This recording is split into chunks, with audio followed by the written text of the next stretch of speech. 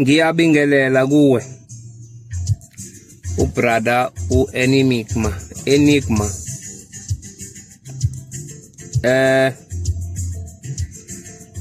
Ngifisa mina ukuzwa ukuthi ngabe izwi lika Jehova noma umyalezo ulunge mangabe ukhishwa umuntu osindisiwe kuphela, noma ngabe uqonde kangakanani mawukuthi wena awusindisiwe, hayi awungeke uzwakala umyalezo wakho. Ukuthi ngizwe uthi angeke ungene ezulwini uma ngabe ungasindisiwe. Ngase ngidideka ngoba miningi imiyalezo, mina ke akudingi nokuthi ngiyichaze. Ngicabanga ukuthi ngiyiliphi ibandla kuyayibonakalela nje. Mina mangibekwa nabantu abathi bayakholwa, bona bayichaza ukuthi bayamakholwa akuliphi ibandla. Mina ngoba nginophawu akudingi ukuthi ngize ngiyichaze ngoba uNkulunkulu ungibekile uphawu ukuthi ngiyiliphi uhlobo lwebandla. Ngicela ukufunda lencwadi ngaphambi kokuthi ngiqhubeke. Ithi lencwadi isho kubantwana baka-Israyeli ukuthi anogcina amasabatha ami aluphawu phakathi kwami nani ezizukulwaneni zenu ukuba nazi ukuthi nginguJehova ongcwelisileyo. Iluphi uphawu phakathi nomuntu noNkulunkulu amdalile namkhonza uma esefika kuye? Ukuthi ubugcina isabatha, kusho yena la. Uthi gcinani isabatha ngokuba lingcwele kini, yilo nalowo lonayo uyakubulawa kubantu bakubo. Uthi ke liluphawu phakathi kwami nabantu bami baka-Israyeli kuze kube phakade. Ngicabanga ukuthi uphakade usho ukuthi into engapheli, eternal. Liyogcinwa leli sabatha kuze kube ingunaphakade. Manje ngizwe uthi baba uma ngabe ukhonza ungakhonza noma inini yakukhathalekile, kodwa uNkulunkulu bespecific uthena ngosuku lwesikhombisa. Asiqhubeke futhi sizwe ukuthi mhlawumbe uthini uNkulunkulu uma eqhubeka, ngoba akufuneki sibuye siholela nophathe. Ubusisiwe umuntu owenza lokhu nendodana yomuntu abambelele kuphi, ogcina isabatha engaloni, osibamba isandla sakho kuba singenzi nakuphi okubi. Sisakhuluma ngesabatha. Ngizocela futhi ukuphinda, ngicela ukuphinda ngidlulele phambili ke ngikhulume, ngisakhuluma ngale isabatha. Ithi uPaul nababe naye bemuka ePhafu ngomkhumbi bafika ePheje lase Pamfilia, kepha uJohane wahlukana nabo wabuyela eJerusalem. Bona ekumukeni kwabo ePheje baye Antiochia lase Pisidia, bangena esinagogweni ngosuku lwesabatha bahlala phansi. Sekufundiwe umthetho nabaprofeti abaphathi besinagoge bathumela kubo bathi, madoda bazalwane, uma ninezi lokuyala abantu ukhulumani. Uma ke sekufunda umthetho ngesabatha, kunomthandazo kuthiwa wesabatha onemithetho kaNkulunkulu. Lo mthandazo mawusufundiwe kube sekunikezwe ithuba umuntu oyedwa ukuba akayale, njengoba kushiwo la eBhayibhelini. Lento la eBhayibhelini mina ngikhuluma ngento ongafika uyibone, ifakazela into esinayo eyenzekayo, ukuthi abantu babuka bekude abafuna ukusondela bazobona eduze ukuthi kahle kahle kulamabandla bathi ngeke angene ezulwini akekho uNkulunkulu. Ake siqhubekeke lento yenzeke ngesabatha ngithi kwathi ekuphumeni kwabo yathi inkonzo mayiphela ke babacela ukuba lawo mazwi akhulunyiwe kubo engathi angakhulunywa nangesabatha elizayo. Kusho abantu edebelalela inkonzo la bathi bayacela lamazwi akhulunyiwe kuleli sabatha engathi angakhulunywa futhi nangesabatha elizayo. Hawu iyadida ke lento. Kwaqhubeka ke nakho kuthiwa ke manje khona sebehlakazela besinagogo abaningi babaJuda naba prosetile aqotho balandela uPaul noBarnaba bakhuluma nabo bebancenga ukuba bahlale emseni kaNkuluNkulu. Ngesabatha elilandelayo kwabuthana cishe umuzi wonke ukuzwa izwi likaNkuluNkulu. Lichithwa kanjani isabatha ngoba nangu noJesu ubeya esontweni ngesabatha nabafundi bakhe bebekhonza ngali isabatha. Manje ngidideka lana ukuthi ke imessage uma ifika ngomunye umuntu kuyabheka ukuthi ukuliphi ibandla na kuphela noma ithathwa imessage ibheka ukuthi yona iyamthinta uNkulunkulu. Ukuthi ziningi izinto umholi wasezulwini wethu Shembe umdali wezulu nomhlaba azikhuluma efika kulomhlaba ezithi mangabe sezikhulunywa abanye abantu bese kube ngathi zintsha. Uyazi ukuzalwa kweingane zizintsha zincane wayikhuluma lento wabiza umkhulu bethu wababeka la ensimini wabakhombisa umbila owawusuthelile umncane ukhahlela wabuza ukuthi niyawubona lo mbila bathi siyawubona wathi manicabanga uchazani bathi bona sazi wathi yena abantu abami lo mbila uyakhuluma uthi manje izingane seziyozala zincane naku namhlanje siyazibona zikhona wathi maNazaretha unesifo esizayo esiyobe sibhuqabhuqa abantu kodwa nina ngeke nithole ngoba nihamba ngomthetho kaNkuluNkulu aniqomani niyoganwa esiyomthola kuyena oyophumela ngaphandle silande. Ngabe ke umuntu okhuluma ukuthi abantu abaganane before bazane ngokumbatha uphambene kuphi nomthetho kaNkuluNkulu engaze ayesikogweni? Ngabe umuntu okhuluma ukuthi abantu abathandane bangazondani uphambene kuphi nomthetho kaJehova? Ngoba phela uShembe ufundisa ukuthi uthi abantwana bakaNkuluNkulu bayathandana bangeke baxabane imizuzu nesikhathi. Uthi manazetha thandanani ngoba nasezulwini abasezulwini bamunye nani la emhlabeni hlanganani. Ikuphi lokhu okungaze kumthathe asola ukuthi ufundisa izwe elirong? Ufundisa ukuthi abantu abazithande njengoba beyibona, angafuni umuntu ukushintsha isikhumba sakhe agunde ashefe uthi akukho kuyiphutha njengoba uNkulunkulu ekudalile. Wathi wena unje ngizithande unjalo. Ngabe lokho kuphambana phi noNkulunkulu? Ikuphi akufundisayo okuphambene noJehova? Uthi bantu bami uma ngabe nizokhuluma noNkulunkulu khombisana ukuthoba ukuthi lo muntu mkhulu uyena ohlala esihlalweni. Mawuzokhuluma naye thoba mntanami, musukhuluma noNkulunkulu umile ngoba ngisho umzali wakho awukhulumi naye umile. uNkulunkulu ke khuluma naye ke mntanami uthobile.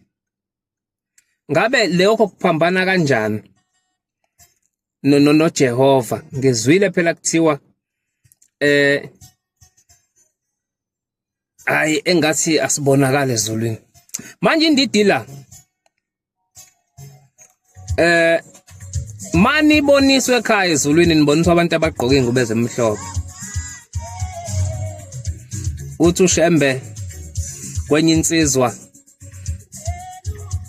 eyakhona lapha eSouth Coast igula ngicela ukungayidaluli nje isibongo sayo yawusumphefumulo uhlukana nenyama ithi yathi mayifika esangweni yafica kunomlindi wathi mntwanami uhambe kahle kakhulu enkonzweni yakho ubungaphambene nezimfundiso zamfundisi wakho kodwa mntanami ngeke ukwazi ukungena la ekhaya labangcwele ngoba isembatho sasezulwini kawunaso uthi ngase ngibuza ukuthi hawu lesambatho sinjani uthi wayesemkhombisa umNazaretha omhlophe wathi mntanami kungenwa ngale uma ugqoke lengubo emhlabeni usebenze kahle emhlabeni kodwa fanele uyigqoke emhlabeni ukuze ube naye ezulwini kodwa lalela ke ngizofika mina emhlabeni ufika utshela uyihlo angayidilizi lendlu yakho esekhaya ekhuluma ngekhehle kwakuthiwa utsisa ukuthi afike lo bhuti lo afika litshela uyise ukuthi angayidilizi uyofikela kuyona ebona ushembe ngale ngokomoya uthi ke hamba ufike ufune lengubo uyigqoke emhlabeni ngizofika mina ngibese ngiyakubhabhadisa lensizwa abayaphaphama ngempela abasebejabula abafowabo yayisibatshela ukuthi hayibo ngidibane nomuntu uthe ushembe lo muntu uthe kodwa akafike emhlabeni ngokwenyama usekhona ngokomoya uzovela uthe uzofika ekhaya hawu ngempela wasedlulisa umyalezo ukuthi uthe uyisa kangayidiliza indlu yakhe yofikela kuyona ngempela kwahamba isikhathi zathi ingane zakhona zihamba zithunywe zahlangana naye lo muntu wayibingele lesefikile ngokwenyama wayeseyichaza uthi ubani wayeseyitshethi ufuna kwasibani bani usho kubo wayeseyitshethi ufuna ukuzibhabhadisa zathi zona zifuna ukoqala ezicela ekhaya ngempela umuntu onenhlanhla wathi mefika ubaba wakhona wathi membona wabona ukuthi lo muntu akusiyo umuntu walapha emhlabeni wamukela wathi mina ke lo wadibana nendodana yakho kwelizayo ngayibuyisa ngoba ngangiyithandile le ngubo emhlophe enithi nina nifica beyigqokile ngale igqokwa la emhlabeni ukuze ube nayo kwelizayo ubona kuvuka abantu abalethuni lomhlaba bethi bona bafuna abantu bakubo babagcinelisa bathi ngoba vela bazange baligcinisa abatha beselapha emhlabeni bafuna ukuligcinelwa sebengale ukuze nabo babalwe njengabantwana bamhloniphile uNkulunkulu ngoba uma ungazange uligcinisa abatha emhlabeni ishila incwadi yathi awunalo uphawu wena lokuthi uNkulunkulu umhloniphile bengithi mina ngiyafisa ukuthi ngaphambi kokuthi sikhulume ezinye izinto siyihlaziye singasheshe sibahlulela abantu singazi kakhulu ngabo ngoba enye into ifuna uyibhekisise yabona uma ukhuluma ngenkosi yamaNazaretha akubhayizwa lapha ngoba uyasazi isitori sakhe akaphiki futhi nabantu kodwa kuyazwela kuthina uma uzohamba uthi sibonakala esigogweni yazi nemoya iyahlolisiswa abangcwele ngikhumbula ushembe oqala esehamba wayehamba evalisa ngoba ushembe ezohamba uyazazi yena ukuthi njengoba sekuyile sikhathi mina sengiyahamba manje kuzohlala umholo omusha endaweni yami wafike wavalelisa ekuphakameni wayesephuma esekhasa eselindwe imoto yendiya lapha ngaphezulu yamthatha ebheke enelisiwe lapha wayothetha khona icala lelinye ilunga lebandla elaselihambile emhlabeni kodwa lingafikanga ekhaya wathi mesuka lapho ngizoyithatha nje mase sendleleni uthi mayefika kwenye indawo ufica insizwa yakamyeza eyayinomoya nawo umoya thizeni wokuprofetha ithi njoba nini lana nje ngizonitshela ukuthi uShembe woduma useyahamba emhlabeni. Wayekhuluma iqiniso. Ngoba vele uShembe wesehamba imizi yonke ehamba esho komkhulu bethu ukuthi bantu abami sengiyahamba ngiphinde ekhaya ezolweni uzokwehla umholi omusha ozohlala esihlalweni sami ngoba inyama yami isikhathele kodwa umoya uyophila ingunaphakade ngoba ufi. Wayeseyibiza lensizwa kaMyeza wayibingelela wathi ukuthatha bloko kushoyo yathi ngitshelwa umoya oyingcwele isambulo ngembulelo. Uthi uShembe mntanami akusiyo umoya oyingcwele lo. Umoya oyingcwele noma ngabe uyayibona into awuhambi ukhuluma uyathula umoya oyingcwele uzothe akuwona umoya oyingcwele. Cabanga lo muntu wekhuluma into ekuyiyona kodwa uthi yena akusiyo umoya oyingcwele lo. Phinde kufika omunye umprofeti naye ohamba ethi uyaprofeta ufika enkosini inyanga yezulu la ebuhleni. Uthi naye ulethe izwi kuShembe ithi inkosi kulungile bantu abami umprofeti ufikile. Hambani nothenga ithumbu lapha nesinkwa esibrown nedrink nimlungiseladle ngizombona. Uma ngabe eseqedile ukudla ningitshele wathi eseqedile base beyitshela inkosi ayisiqhamuka. Wabe seguqa ngamadolo wathi inkosi yamakhosi. Ithi inkosi liphi izwi kanti olilethile abangesalilethizwe. Ithi inkosi mntanami umprofeti kaNkulunkulu ayidli inyama ngaphakathi. Bengifuna ukukukhombisa ukuthi awusiyo umprofeti kaJehova. Basobhaniki imoya. Futhi singahlulelani ukuthi khona ongeka ngene ekhaya ngoba asazi. Ukuzethemba ukuthi uphakathi ngenzeka ube sekugcineni kungena omunye. Wazi ngenye ilanga kwahamba izinsizwe ezimbili emhlabeni. Zathi mayihamba le zinsizwe emhlabeni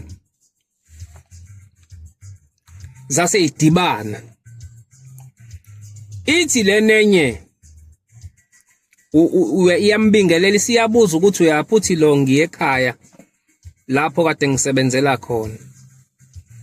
Uthi lo munye nami kona ngiyakhona kodwa manje angazi ukuthi kuyofika kube njani lapho ngiyakhona. Uthi asambi. Babe sebehamba mabefika indlela intathu ngenhlanhla inhliziyo yakhe inhliziyo yabo yabaholela ukuthi bakhethe indlela ekuyiyona yona. Ngoba khona indlela ejele khona indlela esikogweni khona indlela ezulwini. Nali ijele kufanele nilazi ukuthi laqhamuka kanjani. uShembe engakafika emhlabeni bekukhona izipoki. Uthi ke mesefikile uthi bantu abambonke labantu abahambe bekhanyisa la emhlabeni abantu abaliwe ezulwini ngenxa yokuhamba kwabo. Base belahlwa kwathiwa bahambe baphinde emhlabeni njoba nibabona nje behamba bekhanyisa nje abanandawo ezulwini. Uthi kodwa ngoba mina sengifikile ngizokwakha ijele bese kuthi umuntu olahliwe ezulwini ngenxa yemisebenzi yakhe noma ngabe ulahle umndeni noma ngabe ulahle uNkulunkulu mawusejeleke usuku uzodonsa isigwebo esizohamba hambe icala lakho lithethwe bese uthola ukuthi mhlawumbe uphinde emndenini uhamba ufike ucele bakulungisele iphutha lakho obulenzile mhlawumbe ubulenzekini noma ubulenze emzini yabantu mhlawumbe umithisile wawusuyogwetshwa ejele mhlawumbe wona intombi wangahlawula mhlawumbe wantshontsha into yomuntu mhlawumbe wabulala umuntu kwangaziwa wawusufika ugwetshwa ngale icala lakho mhlawumbe lizohamba lihambe lithethwe bese ukwazi ukuthi uphinde nawe uqhubeke ushone phambili. Bese kuthi isihogo esala abantu abangenantethelelo. Bese kuthi izulu abahambe ngokulunga emhlabeni nabathande uNkulunkulu ukuze bangene ekhaya. Uthi kuShembe mayesefika abantu abamuthi njengoba sengifikile bazophela bonke laba bantu. Ufakazi wena ngakini uyazi kwakukhona izipoki zashonaphi. Uthi bantu abami ngizohamba manje ngiyokwakha ijele laba bantu bazohamba bayobhadla khona ejele. Zase iphela izipoki. Wayesefundisa uShembe ukuthi umuntu ongasekho ofela endaweni thizeni uyahamba afika landwe ngesiko thizeni ukuze kulunge umhlaba ungaloke kwenzeka ingozi emhlabeni. Ngempela zase iphela ke ibhoki njengoba ungasayibona. Uthi ke mase behamba ke laba bantu ke base behamba befika inhliziyo yabo baholele ekutheni bayibona indlela ekuyiyona yona ebheke ekhaya. Bathi mabefika ezulwini kuthiwa owayiqapha esangweni umlindi wamasango wasukuma wahalalisa ngoba indlela yasezulwini kwase kunesikhathi eside bengaqhamuka abantu abesezulwini. Iningi labantu laselihamba ngalezi indlela. Wayesebuza ukuthi ninjani niqhamuka, bathi siqhamuka emhlabeni. Niyaphi? Bathi size khona lapha ekhaya silisebenzele. Kodwa kukhuluma kakhulu le ndoda yayiyikholo. Ngizama ukuveza ukuthi abantu akibo bonke abakholwayo abawongena ezulwini. Khona inqwabe engakholwa kodwa eyongena izulu. Kuthiwa wayeseshaya icilongo ebiza umahluleli lo linde emasangweni. Ngempela wayeseza umahluleli kuthiwa kwakukhala yonke into, eyikhala yonke into ekhombisa ukuze umuntu omkhulu. Wayesefike babingelela. Bavuma wathi nize lapha, bathi khona, wathi nikusebenzela ukuza lapha, bathi yebo. Kodwa kukhuluma indoda eyodwa le yayingakholwa. Uthi lo mekhuluma uthi mina ngikusebenzele kodwa ngazi lo engihamba naye. Ngempela uthi uShembe wayesethi ngaba khona namagama enu encwadini yokuphila. Wathi lo yebo mina elami likhona, angaze lalo engihamba naye. Kuthiwa wayeseyiqukula incwadi yokuphila, wayifunda umahluleli. Wayesethi mi awubheke igama lakho ukuthi likhona nencwadini yokuphila. Yayisiyithatha le ndoda yayibuka incwadi kodwa yabonakalisa ijabha le njabule kade inayifika la ekhaya ayisabonakala. Kwase kuthiwa uyalithola igama lakho encwadini yokuphila, wathi ngiyalithola. Kwathiwa libhala ukuthini? Uthi libhalwe ukuthi mina ngona sengazi, kunento engayenza sengazi. Mangabe ukuthi khona abantu abangezoya ezulwini, akukho yini okwenze sewazi ukuthi akwenziwe? Mhlambe nawe igama lakho ungaze ulithole selibhalwe kanjalo ukuthi cha wona sewazi. Akukho. Ngicabanga ukuthi nje ukugunda inwele kukumsola uJehova ukuthi ukwenzeleni wane inwele. Ngicabanga ukuthi ukushefa intshebe kukumsola uJehova uyindoda ukuthi ukwenzeleni wane intshebe.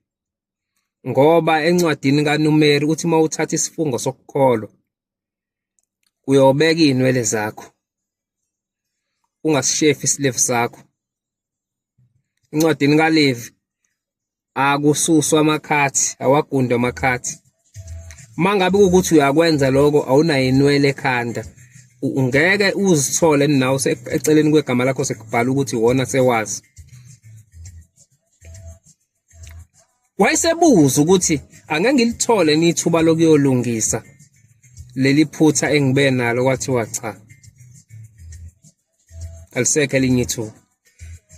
Wayese uNkulunkulu eza kulo oseceleni wavela waguqa, wayesekhala wathi mina Nkosi kuningi engikwenzile sengazi ukuthi akwenziwa, angifanele lutho, ngifanele ukulahlwa. Wayesethi umahluleli ngiyanizwa abantu bami, kulungile, ake nisale nikhuluma nale ndoda, iyona ezongilethela umyalezo. Wayesehamba. Yayisithi le ndoda ake nikhipha amathalente eninawo ke sibone ukuthi ngene uthole numusa. Ezulwini ukhona umusa. Angazi mase kukhona asebegarantiwe ngabe uthi abaye ezulwini. Uthi ake niveza amathalente. Le ndoda yayizethemba kakhulu yona ngoba ikholwa ukuthi izongena ezulwini, kodwa iyona yagcina ihluleka izulu. Yayisikhipha amathalente awu9, yathi nawo ama9. Lo ngakholwa wayesekhipha ithalente elilodwa. Wayesethi umlindi wamasango, ngizohamba ngiyobuza kumahluleli singenze njani. wayesehamba eya kumahluleli. Wafika wathi le ndoda enye inamathalenta awu9 le inelodwa. Wathi umahluleli hamba ufike ubakhethisa ukuthi bafuna ukujeziswaphi. Ngabe bafuna ukuya esikogweni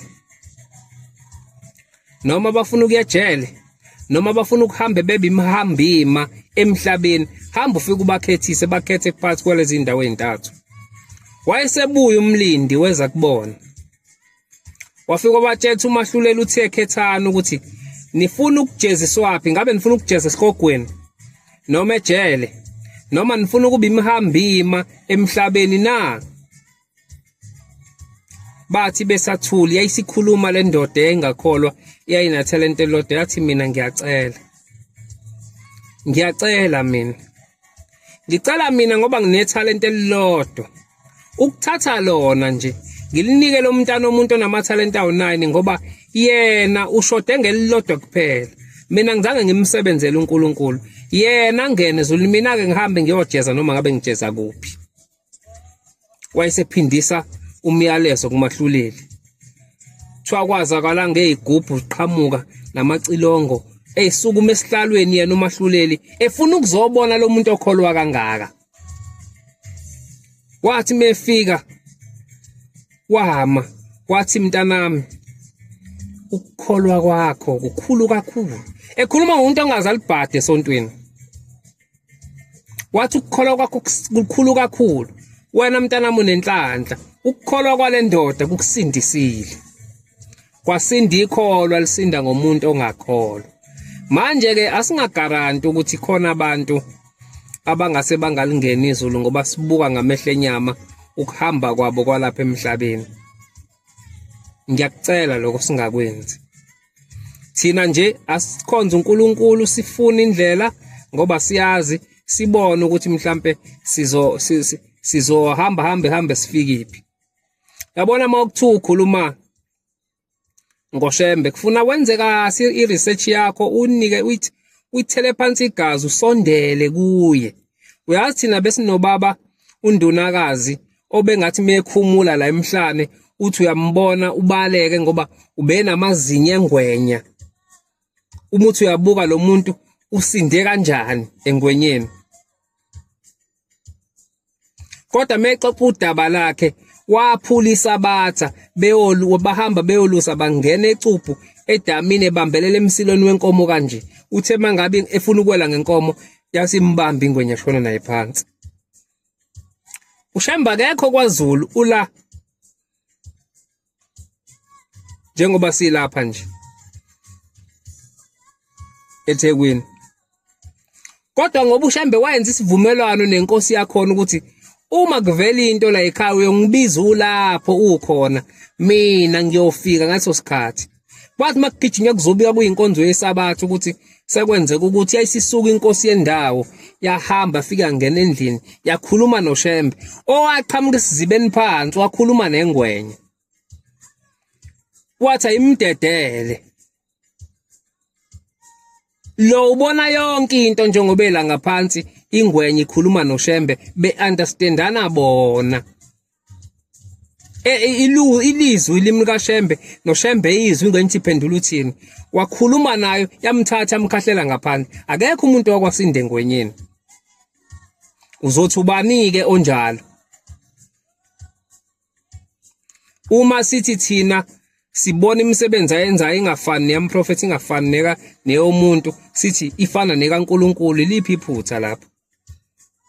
Ifuna ke nawe ulwenze uphenyo mangabe kukhulunywa ngezinto ngoba kuncane mina lokho engikukhulumayo. Makuthiwa kukhulunywa ngendaba yazo izinto ezinzoShembe. Uyazi nesabatha 1922 ukufika kwalo liqala ukugcinwa yithina amaNazaretha. Uthi ukukhuluma kwakhe abantu bami kunento ekwathi ngamhlazane amaJuda ekhaphela uJesu yayisifa. Manje abantu bami ngiyafisa ukuthi ivuke lento kini. Base bebuza amakhehla amadala ukuthi yini.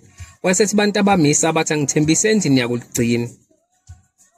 Bathi baba mangabe thina usifundisile ligcinwa kanjani, siyakuligcina isabatha wena owaziyo ngayo yonke into.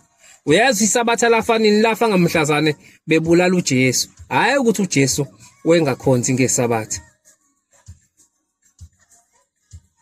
Lase livuka ke isabatha njengoba siligcina nje. Sihamba emgodwini kaNkuluNkulu, sinophawu esithi masiqhamuka kuthiwe iNazaretha leli. Ngeke kumina ucele ngikulayithise ngoba nginophawu. Yabo, ngeke ucele uthi irazo ngicela ungishukise lapha, ngicela ungiboleke ilight. Yabo uma ngiqhamuka mina ekubhaliwe ukuthi Shembe is the way. iNazaretha leli kubhaliwe la. So awukwazi ukucela ukuthi ngikulayithise. Yabo, asibe nophawu, akufuneki mangabe uyikholwa sizwe ngawo uthi uyikholwa. Kusuke kusafanele uphenduke lapho. Yabona nje mangingabekwa nenqwaba yenu sibekwe la kuthiwa kukhonjwe ikholwa, kungashiwo kuthiwa iNazaretha leli. Omunye kungafunisela ukuthi yini, mhlampe yini, cha. Ayifuneki nje lonto. Mase amakholwa uNkulunkulu akasibeka uphawu, kungabi yithina esishoyo ukuthi kahle kahle singamakholwa. Futhi akekho umuntu ogarantile ukuthi njobe ehamba nje uhamba kahle. Ngingamlandela uNkulunkulu ngihambe naye uNkulunkulu impela. Kodwa ngenxa yokuthi mina ngasuke ngahlulela umuntu, mhlambe ngingangena ezulwini. Mhlambe khona umuntu engamthandi, mhlambe ngingangena ezulwini. Ngamithisa ingane yomuntu, ngangakhokha, ngangahlawula, ngingangena ezulwini. Ngafa nginesikweletu, ngingangena ezulwini. Ngangintshontshe impahla zabantu, ngingangena ezulwini. Ngiyacela nje lokho sihambe kahle phambi kwaNkulunkulu, sithandane, silekelelane, angabikho umuntu. Kodwa okuningi okukhulumile cha kuyiqiniso, ngiyakufakazela nami ngoba ngiyakhumbula ukuthi yonke lento eyibalile yenzipho nani uShembe wayikhuluma nje. Tyala wathi bantu bami kuze isikhathi la niyophila khona nabantu basesihogweni, baniwashele, banenzele yonke into. Ngiyakufakazela uqinisile brother Enigma lapha. Babe sebebuza abantu abadala ukuthi labo siyobabona ngani. Wathi bantu bami inwele zabo ziyobe ngathi imsila amahashi, ukhulume ngama extension. Babe bependa inzipho, babe bependa imlomo. Izinto eziningi othe ukuzibalela. Wathi bayochuma izinkophe banganeliseki ezabo. Yabo, bayishintshe ibala labo. Wathi bawoniwashela baniphekele. Kunjani namhlanje? Bayogqokisa kwamadoda. Kunjani namhlanje? Waprofetha umasho ungakabikho. Wathi la khona umuzi omkhulu yokwakhiwa. Wathi lowo muzi igama lawo kuyobika Sililo kaSiphili. Awukho namhlanje. Wathi intombi zakhona ziyobe zizinhle, ziyobe zigqoka isicathulo ekungashumi igundane ngaphansi. Uthi kodwa umendo kuyoba udololo. Yabo, cha ngiyabonga kakhulu.